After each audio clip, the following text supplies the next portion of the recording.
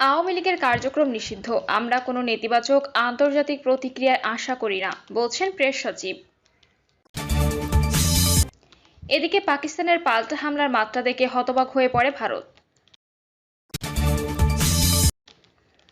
জানাবো, আইনের মাধ্যমে আওয়ামী লীগ নিষিদ্ধের প্রক্রিয়া ইতিবাচক মনে করেন বিএনপি। এবং সর্বশেষ জানাবো, অস্থিরতা করে নির্বাচন অনিশ্চিতের চেষ্টা চলছে কিনা সন্দেহ জনমনে, বললেন ইমরান সালেহ প্রিন্স। শুনছিলেন সংবাদ শিরোনাম, এবারে বিস্তারিত। আওয়ামী লীগের কার্যক্রম নিষিদ্ধ, আমরা কোনো নেতিবাচক আন্তর্জাতিক প্রতিক্রিয়ায় আশা করি না, বলছেন প্রেস সচিব। আন্তর্জাতিক পরিমণ্ডলে আওয়ামী লীগের উপর নিষেধাজ্ঞা আরোপ নিয়ে কোনো বিরূপ প্রতিক্রিয়া আসবে না বলে মনে করেন অন্তর্বর্তী সরকারের প্রধান উপদেষ্টা প্রেস সচিব শফিকুল আলম।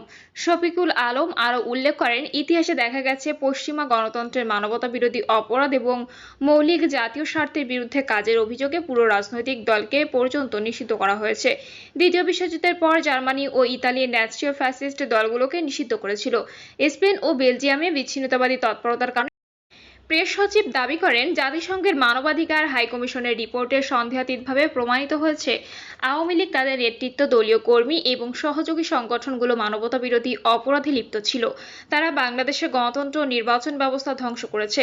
দলের নেতাকর্মীরা ব্যাংক লুট ও বিপুল অর্থ বিদেশে পাচারে যুক্ত ছিল।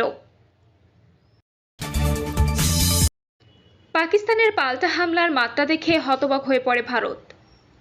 টানা কয়েকদিনের সংঘাতের পর যুদ্ধবিরতিতে পৌঁছেছে ভারত ও পাকিস্তান। হামলা ও পাল্টা হামলার মধ্যে সংঘর্ষ চরম আকার ধারণ করার আগেই যুক্তরাষ্ট্রের মধ্যস্থতায় শান্তির পথে এগিয়ে আসে দেশ দুটি। মূলত ভারতের হামলার জবাবে পাকিস্তান দেশটিতে পাল্টা হামলা চালায়, আর পাকিস্তানি সেই হামলার মাত্রা দেখে ভারত হতবাক হয়ে পড়ে এবং পরে আলোচনায় আন্তরিকভাবে অংশ নিতে শুরু করে উভয় পক্ষ। প্রভাবশালী এই সংবাদ মাধ্যমটি বলছে, ভারত ও পাকিস্তানের মধ্যে সাম্প্রতিক যুদ্ধবিরতির পেছনে যুক্তরাষ্ট্রের বড় ভূমিকা ছিল বলে জানিয়েছে পাকিস্তান সরকারের একটি সূত্র। ওই সূত্রটি আলোচনা প্রতিক্রিয়ার সঙ্গে যুক্ত ছিলেন। নাম প্রকাশ না করার শর্তে তিনি সিএনএনকে জানান, দুদেশের মধ্যে তীব্র লড়াইয়ের পর যখন পরিস্থিতি হাতের বাইরে চলে যাওয়ার আশঙ্কা তৈরি হয়েছিল, তখনই এই চুক্তির প্রেক্ষাপট তৈরি হয়। সূত্রটি সিএনএনকে বলেন, শুক্রবার উভয় পক্ষ শান্তি চুক্তির পথে অগ্রসর হচ্ছিল, কিন্তু শনিবার ভোরে ভারত 3টি পাকিস্তানি বিমান ঘাঁটিতে আকাশ থেকে ভূমিতে নিক্ষেপযোগ্য ক্ষেপণাস্ত্র হামলা চালালে ইসলামাবাদ বিস্মিত হয়। পাকিস্তান মনে করেছিল কূটনৈতিক সমাধান প্রায় চূড়ান্ত পর্যায়ে পৌঁছে গেছে। এই পরিস্থিতিতে পাকিস্তান পাল্টা জবাবে ভারতের বিমান ঘাঁটি ও কাশ্মীর সীমান্তের সামরিক স্থাপনায় বড় ধরনের হামলা চালায়। পাকিস্তানি সেনাবাহিনী জানায়, এটি ছিল চোখের বদলে চোখ নীতি অনুযায়ী চালানো হামলা। সূত্রটি জানায়, পাকিস্তানের পাল্টা আক্রমণের মাত্রায় ভারত হতবাক হয়ে পড়ে। এরপর শনিবার উভয় পক্ষ আলোচনায় আন্তরিকভাবে অংশ নিতে শুরু করে। যদিও আলোচনা চলার সময় ভারত কিছু রকেট নিক্ষেপ করেছিল এবং পাকিস্তান তার পাল্টা জবাবও দেয়, তবে যুক্তরাষ্ট্রের আশ্বাসের কারণে আলোচনা থেমে যায়নি। আইনের মাধ্যমে আওয়ামী লীগ নিষিদ্ধের প্রক্রিয়া ইতিবাচক মনে করে বিএনপি। আন্তর্জাতিক অপরাধ ট্রাইব্যুনাল আইনে সংশোধনী আনা হয়েছে। এর মাধ্যমে রাজনৈতিক দলকে শাস্তি দেওয়া যাবে। এই সিদ্ধান্তকে ইতিবাচক হিসেবে দেখছে বিএনপি। দলের নেতারা বলছেন, একমাত্র বিএনপি আইন আদালতের মাধ্যমে আওয়ামী লীগের বিচার চেয়েছে। দেরি হলেও সরকার সেই পথে এগিয়েছে। বৈঠকের সিদ্ধান্ত অনুযায়ী আদালতের মাধ্যমে আওয়ামী লীগ নিষিদ্ধ করার যে সিদ্ধান্ত নেওয়া হয়েছে, তাতে বিএনপির সম্মতি থাকবে। এ বিষয়ে আজ বিএনপির অবস্থান জানাতে পারে। বিএনপির গুরুত্বপূর্ণ এক নেতা বলেন, বিচার শেষ না হওয়া পর্যন্ত আওয়ামী লীগের কার্যক্রম নিষিদ্ধ থাকবে। বুঝলাম, এই বিচার করতে কতদিন লাগবে এটা তো বলেনি সরকার। তাহলে বিচার শেষ না হওয়া পর্যন্ত কি নির্বাচন হবে না? ছাত্ররা যদি এমন দাবি তোলে যে বিচার কার্যক্রম শেষ না হওয়া পর্যন্ত নির্বাচন হবে না, তাহলে কি সরকার তাও মেনে নেবে? ওই অবস্থায় যদি বিএনপি নির্বাচন দাবিতে রাজপথে নামে, তাহলে দেশের আইন শৃঙ্খলা পরিস্থিতি কোথায় গিয়ে দাঁড়াবে? এই অবস্থায় আগামীর জাতীয় সংসদ নির্বাচনের বিষয়ে সরকার তার স্পষ্ট অবস্থান না জানালে নির্বাচন নিয়ে ধোঁয়াশা আরও বাড়বে। গত 10 ফেব্রুয়ারি প্রধান উপদেষ্টা ডক্টর মোহাম্মদ ইউনূসের সঙ্গে বৈঠকে বিএনপি লিখিতভাবে গণহত্যা ও মানবতা বিরোধী অপরাধের দায়ে আওয়ামী লীগকে বিচারের মাধ্যমে নিষিদ্ধ করার দাবি জানিয়েছিল। এ বিষয়ে শুক্রবার বিএনপি মহাসচিব মির্জা ফখরুল ইসলাম বলেন, সরকার চাইলে আইন আদালতের মাধ্যমে আওয়ামী লীগকে নিষিদ্ধ করতে পারে। আওয়ামী লীগকে নিষিদ্ধ করার দাবিতে 3 দিন ধরে টানা কর্মসূচি পালন করে আসছে জাতীয় নাগরিক পার্টি, এনসিপি, জামায়াতে ইসলামী সহ বিভিন্ন রাজনৈতিক দল ও সংগঠনের নেতাকর্মী সহ ছাত্র জনতা।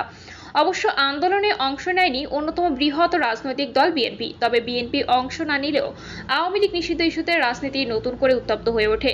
এমন পরিস্থিতিতে দলের স্থায়ী কমিটির বৈঠক ডাকেন বিএনপির ভারপ্রাপ্ত চেয়ারম্যান তারেক রহমান। রাত 10:30টায় এই বৈঠকটি শুরু হয়ে গভীর রাতে শেষ হয়। এদিকে বিএনপির এই বৈঠক চলার মধ্যেই আন্তর্জাতিক অপরাধ ট্রাইব্যুনালে আওয়ামী লীগ ও তার নেতাদের বিচার কার্য সম্পন্ন না হওয়া পর্যন্ত দলটির যাবতীয় কার্যক্রম নিষিদ্ধ করার সিদ্ধান্ত নেয় অন্তর্বর্তী সরকার। আন্তর্জাতিক অপরাধ ট্রাইব্যুনাল আইনের সংশোধনী প্রস্তাবও অনুমোদন দিয়েছে, যাতে ট্রাইব্যুনাল কোনো রাজনৈতিক দল, তার অঙ্গ সংগঠন বা সমর্থক গোষ্ঠীকে শাস্তি দিতে পারবে। সাপ্তাহিক ছুটির দিনে শনিবার অন্তর্বর্তী সরকারের উপদেষ্টা পরিষদের এক বিশেষ সভায় এই সিদ্ধান্ত হয়। রাষ্ট্রীয় অতিথি ভবন যমুনার প্রধান উপদেষ্টা অধ্যাপক ডক্টর মোহাম্মদ ইউনূসের সভাপতিত্বে রাত 8:30 থেকে পৌনে 11টা পর্যন্ত এই বিশেষ সভা হয়। পরে যমুনার সামনে আয়োজিত সংবাদ ব্রিফিংয়ে সভার সিদ্ধান্ত জানান আইন বিষয়ক উপদেষ্টা আসিফ নজরুল। বিএনপি নীতি নির্ধারকরা মনে করেন, আন্তর্জাতিক অপরাধ ট্রাইব্যুনাল আইনের সংশোধনী আনা হয়েছে, এর মাধ্যমে রাজনৈতিক দলকে শাস্তি দেওয়া যাবে। এই সিদ্ধান্তকে ইতিবাচক হিসেবে দেখছে বিএনপি। অস্থিরতা করে নির্বাচন অনিশ্চিতের চেষ্টা চলছে কিনা সন্দেহ জনমনে, বললেন ইমরান সালেহ প্রিন্স। বিএনপি যুগ্ম মহাসচিব সৈয়দ ইমরান সালেহ প্রিন্স বলেছেন, পরিকল্পিতভাবে অস্থিরতা বিশৃঙ্খলা সৃষ্টি করে নির্বাচনকে অনিশ্চিত করার অপপ্রয়াস চালানো হচ্ছে কিনা জনমনে সন্দেহ দেখা দিয়েছে। ইমরান সালেহ প্রিন্স বলেন, গণহত্যাকারী ও মানবতা বিরোধী আওয়ামী লীগকে নিষিদ্ধ ও বিচার বিএনপি সহ সবাই চায়। জনগণ আওয়ামী লীগকে আর দেখতে চায় না। এই বিষয়ে সরকারের উদ্যোগ অনুপস্থিত ও রহস্যজনকও বটে। তিনি বলেন, ব্যাপক হত্যা, গুম, দমন, নিপীড়ন, ভোটাধিকার সহ জন অধিকার হরণ, দুর্নীতি, লুটপাট, অর্থ পাচার করে ফ্যাসিবাদ কায়েম করেছিল শেখ হাসিনা ও আওয়ামী লীগ। ছাত্র গণঅভ্যুত্থানের হাজার হাজার ছাত্র জনতার জীবন ও রক্তের বিনিময়ে আওয়ামী লীগের পতন হয়েছে। ফ্যাসিস্ট শেখ হাসিনা পালিয়ে গেছে, তারা গণশত্রুতে পরিণত হয়েছে। গণতন্ত্র গণহত্যাকারী আওয়ামী লীগের রাজনীতির চ্যাপ্টার 5ই আগস্ট ক্লোজ হয়ে গেছে। তিনি বলেন, আওয়ামী লীগ সরকারের পতনের 9 মাস পার হলেও আওয়ামী লীগের কোনো পর্যায়ে নেতাকর্মীর মাঝে কোনো অপরাধবোধ বা অনুশোচনা নাই। উপরন্তু তারা সীমান্তের ওপার থেকে নানা ষড়যন্ত্র করছে, তাদের রাজনীতি করার অধিকার নাই। তিনি আরো বলেন, বছরের পর বছর আওয়ামী লীগের ফ্যাসিবাদী দমন নিপীড়নের শিকার বিএনপি আওয়ামী লীগের নিষিদ্ধ ও বিচারের দাবি মৌখিক ও লিখিতভাবে জানিয়েছে। এজন্য আইন সংশোধনের কথাও বিএনপি বলেছে, কিন্তু আইনে মানবতা বিরোধী কাজের জন্য রাজনৈতিক দল বা সংগঠনের বিচারের বিধান প্রস্তাব থাকলেও উপদেষ্টা পরিষদ কেন সেই বিধান বাদ দিয়েছে জনগণ তা জানতে চায়। প্রিন্স বলেন, আজকে আওয়ামী লীগের নিষিদ্ধের দাবিতে রাজপথে যারা আন্দোলন করেছেন সেই এনসিপির আহ্বায়ক তখন উপদেষ্টা পরিষদে ছিলেন। ছাত্র প্রতিনিধিরা এখন উপদেষ্টা পরিষদে আছেন, তারা এর দায় এড়াতে পারে না। তিনি বলেন, দ্রুত প্রয়োজনীয় সংস্কার শেষে নির্বাচন হলে জনগণই আওয়ামী লীগকে নিষিদ্ধ করে দিত। শাহবাগে যারা আন্দোলন করছে সরকারের নিয়ন্ত্রণও দৃশ্যত তাদের হাতে, এর জবাব তাদেরকে দিতে হবে। তিনি পাড়া মহল্লায় ও অলিত গলিতে বিএনপি নেতাকর্মীদের ঐক্যবদ্ধ থাকার আহ্বান জানিয়ে বলেন, ছাত্র গণঅভ্যুত্থান ব্যর্থ হতে দেয়া যাবে না, প্রয়োজনে আবার রাজপথে নামতে হবে। সব চক্রান্ত ব্যর্থ করে গণঅভ্যুত্থানের আকাঙ্ক্ষা বাস্তবায়ন ও গণতন্ত্র ফিরিয়ে আনতে হবে। হলুয়াঘাট পৌর শহরের উত্তর বাজারে শহীদ মিনারে পৌরসভার 3 নম্বর ওয়ার্ড বিএনপি এ কর্মী সমাবেশের আয়োজন করে। এতে প্রধান অতিথি ছিলেন ইমরান সালেহ প্রিন্স। প্রিয় দর্শক, এই ছিল এখনকার সর্বশেষ সংবাদ। আপডেট সব সংবাদ পেতে চ্যানেলটি সাবস্ক্রাইব করে বেল আইকনটি ক্লিক করে রাখুন।